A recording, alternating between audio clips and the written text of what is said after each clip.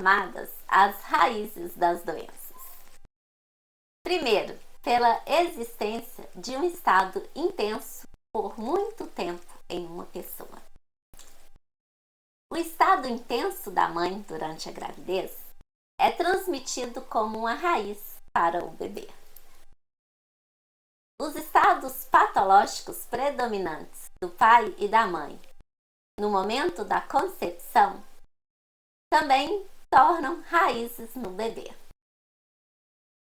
As raízes do pai e da mãe no momento da concepção também se tornarão raízes na criança.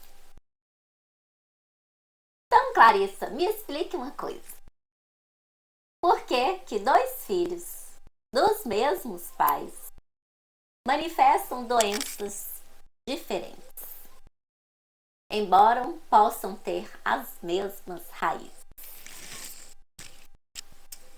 Esta é uma excelente pergunta para refletirmos por que isso acontece. Então, o estado de doença que sofreremos depende dos seguintes fatores. Qual raiz é excitável e os fatores excitantes? Os fatores excitantes desempenham um papel muito importante na determinação da doença que sofremos. Se são duas raízes de igual excitabilidade, então um fator excitante específico tenderá a agravar mais um do que o outro. As diferenças situacionais em ambos os pais, no momento da concepção de seus diferentes filhos, podem explicar as diferenças nas raízes das crianças. Isso explica porque dois filhos dos mesmos pais têm raízes diferentes ou raízes de forças diferentes. Neste momento, torna-se necessário distinguir entre a força e a excitabilidade de uma raiz. A força de uma raiz, ou profundidade, depende sobre quanto tempo o estado persistiu, inclusive nas gerações anteriores. Se o estado de doença persistir por muito tempo, ao longo de várias gerações, uma raiz forte, profunda, será formada. Então, a excitabilidade de uma raiz significa a facilidade com que ela pode ser excitada por fatores externos para produzir o estado da doença. Depende de quão recentemente o estado da doença esteve ativo. Quanto mais recentemente o estado de doença foi ativo, mais excitável será a raiz. Sankara percebeu, por exemplo, que o estado da mãe durante a gravidez forma a raiz mais excitável no bebê. Por exemplo, uma senhora foi calcária antes da gravidez, mas durante a gravidez ela ficou muito assustada e desenvolveu um forte estado de estramônio. Ela provavelmente não tinha nenhuma raiz de estramônio. Na criança, a raiz mais excitável não seria calcária, mas seria a raiz de estramônio. Isso já era conhecido pelos povos antigos, pois eles insistiam para que a mãe permanecesse feliz e calma durante a gravidez, pois a criança também desenvolveria tais características. A ideia de raízes também nos mostra por que medicamentos específicos são mais frequentemente indicados em nações específicas. Por exemplo, segundo Shankara, na Inglaterra, estramônio é muito frequentemente indicado. Uma das possíveis razões para isso poderia ser a Guerra Mundial, que criou um estado de pânico e terror em todo o país. E a raiz deste estado foi passado para uma geração de pessoas que nasceram naquele tempo. Muitas vezes encontramos diferentes medicamentos indicados em gênios, e isso se deve ao fato de que, embora tenham herdado as mesmas raízes, a forma como foram criados e como foram tratados de formas diferentes criou diferentes estados neles. Então, o que podemos concluir? Concluímos que a forma como uma pessoa é criada ou educada excitará uma determinada raiz. Por exemplo, se um irmão é tratado melhor que o outro e ambos têm raízes de ciúmes, a raiz de quem é maltratado vai se emocionar, e este que foi maltratado desenvolverá uma doença que provavelmente seu irmão não desenvolverá. Então, o que são estados silenciosos e estados dominantes? Sankara percebeu que em alguns pacientes eles tinham um estado bastante proeminente. Durante o tratamento, este estado desaparecia e outro se manifestava. No tratamento deste segundo estado, um terceiro aparecia claramente. Quando isso era tratado, o primeiro estado surgia novamente. Seria menos intenso e o paciente estaria com melhor saúde, seus sintomas indo na direção da cura. Um caso inicial em que ele observou isso claramente foi de uma mulher que veio com várias queixas: dor nas costas, hipertensão e etc. Ao tomar sua história, ele pôde ver o estado do medicamento cálio bicrômico. Ao administrar cálio bicrômico, ela melhorou, mas trouxe novos sintomas, que agora outro medicamento foi indicado: o medicamento cálium carbônico, que aliviou ainda mais, mas agora surgiu a imagem do terceiro medicamento, sulfuro. O enxofre produziu um efeito benéfico, mas logo ela pôde ver a imagem de cálio bicrômico mais uma vez. Dessa forma, ela foi em ciclos, e a cada ciclo sua saúde estava um passo melhor. É como descer uma escada em espiral. Ciclos semelhantes de estados de remédios são bem conhecidos na literatura homeopática. O ciclo mais famoso é o ciclo sulfur, calcária carbônica, licopódio. Outro trio é composto de cáusticum, colocynthos e staphysaga. Não precisa ser sempre 3 estados, mas qualquer número. A ideia é da existência de vários estados em uma pessoa, um predominante em um determinado momento. Portanto, qual a diferença entre um estado silencioso e uma raiz? Isso pode ser explicado da seguinte forma: se você tem ansiedade sobre saúde como seu principal estado mental, isso é o estado dominante atualmente. Então, de repente, você ouve um barulho e sente que um ladrão entrou em sua casa.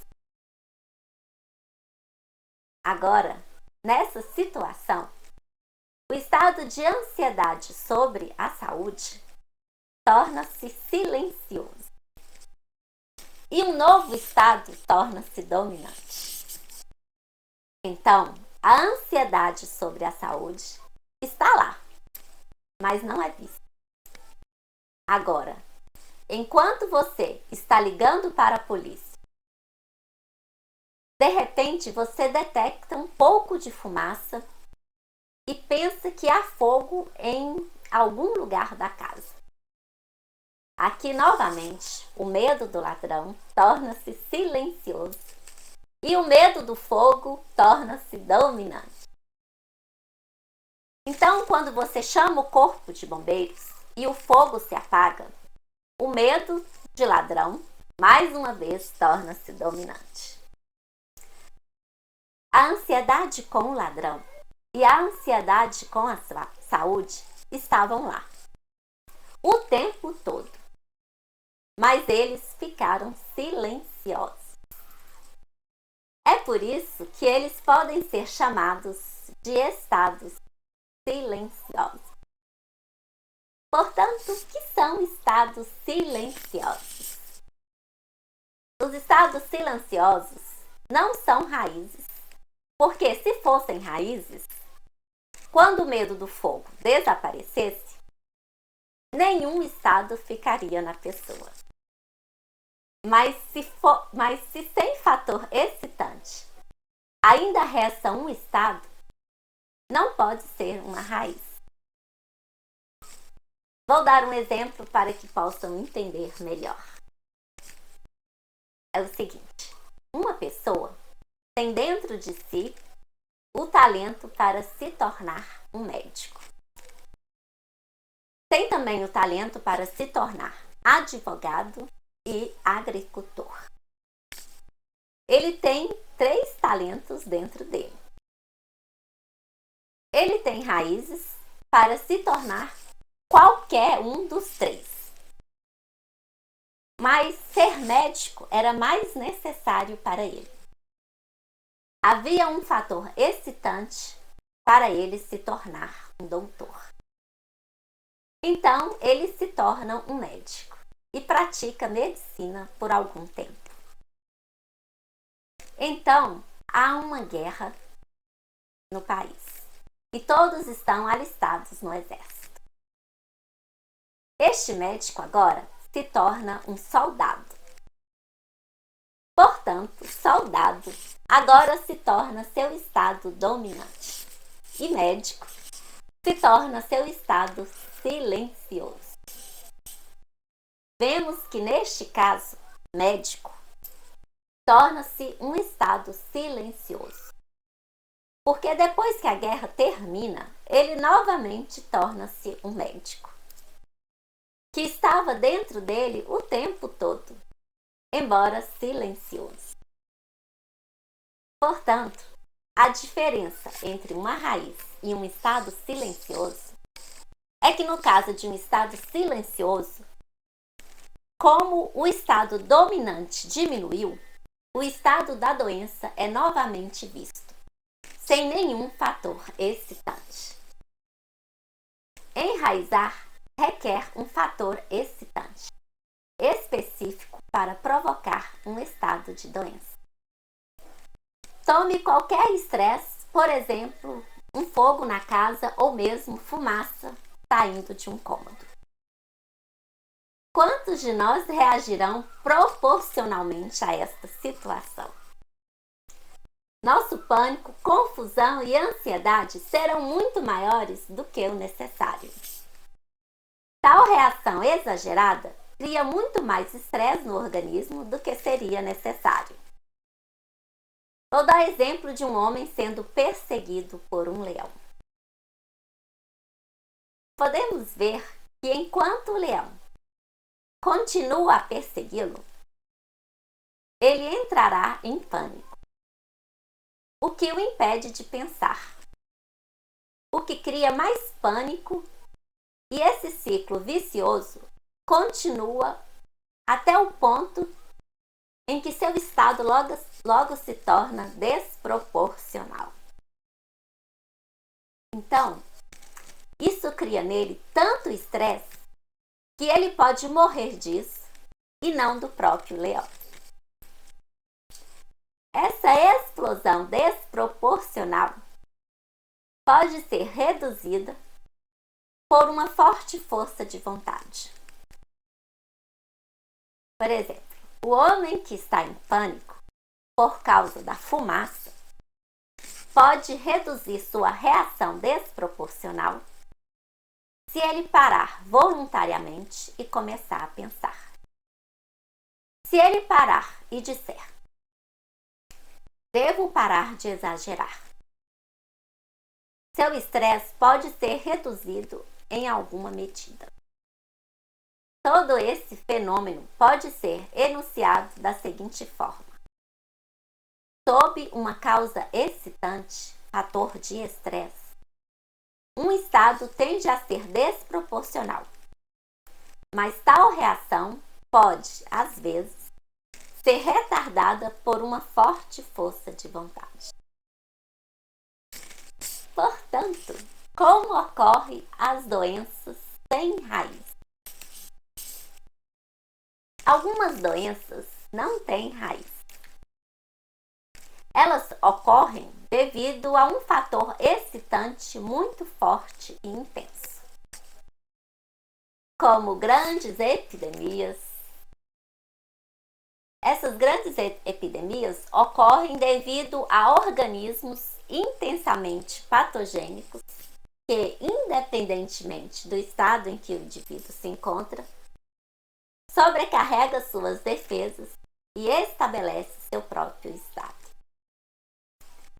Então, normalmente, em tais epidemias, o estado da maioria dos indivíduos que sofrem de doenças será o mesmo. Uma dessas epidemias de cólera ocorreu durante a vida de Hahnemann. E ele foi capaz de identificar que essa epidemia exigia medicamentos específicos. Esses medicamentos podem tratar com sucesso inúmeros pacientes que sofrem da doença. Podemos ver o mesmo fenômeno epidêmico em várias condições agudas, como queimaduras, desidratação, perda de sangue, choque emocional grave e etc.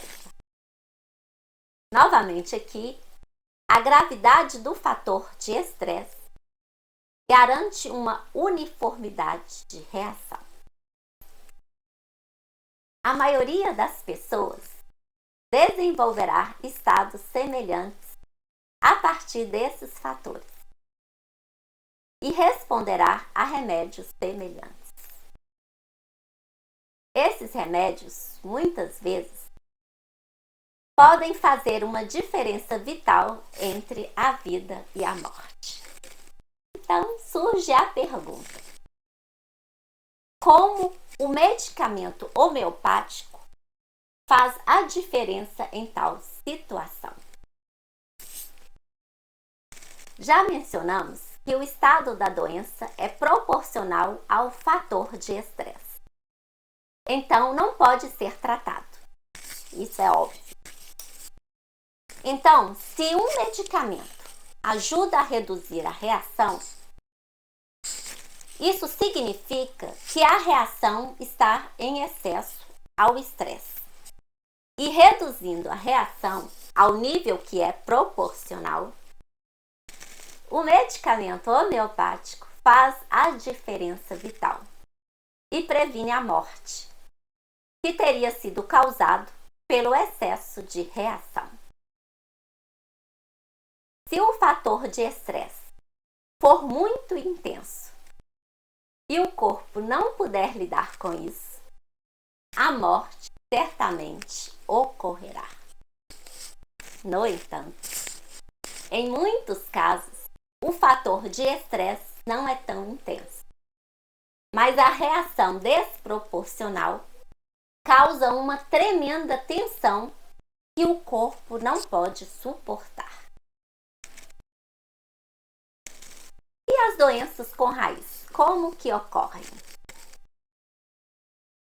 A diferença é que quando há uma raiz, mesmo os fatores que são inócuos para pessoas saudáveis tornam-se fatores excitantes. Quanto mais excitável a raiz, maior a probabilidade de fatores quanto mais excitável a raiz, maior a probabilidade de fatores cada vez menores excitarem o estado da doença. Portanto, quando olhamos para o fenômeno da reação excessiva nessas pessoas, descobrimos que elas estão sob a influência constante de um fator excitante. E, portanto, seu estado mantém-se desproporcional e inadequado para a situação atual. Por isso, na maioria dos casos crônicos, veremos não apenas reações inadequadas, isto é, reações adequadas a uma outra situação, mas também que a razão para essa situação é desproporcional. Para repetir mais uma vez nosso exemplo de um homem sendo perseguido por um cachorro, reagindo como sendo perseguido por um leão. Veremos que ele não está apenas reagindo como se um leão o perseguisse, mas também que sua reação é fora de proporção, mesmo que o leão estivesse o perseguindo. Então, qual conclusão podemos chegar? Concluímos que a doença é uma postura adotada pelo organismo para sobrevivência em uma determinada situação. Percebemos também que essa situação normalmente não existe, ou a reação é excessiva. Isso pode sobrecarregar todo o organismo e agravará a patologia da pessoa. Geralmente descobrimos que essa situação não existe. Espero que tenham gostado do vídeo. Curta, comente, compartilhe para que mais pessoas possam assisti-lo. Um abraço a todos e até a semana que vem.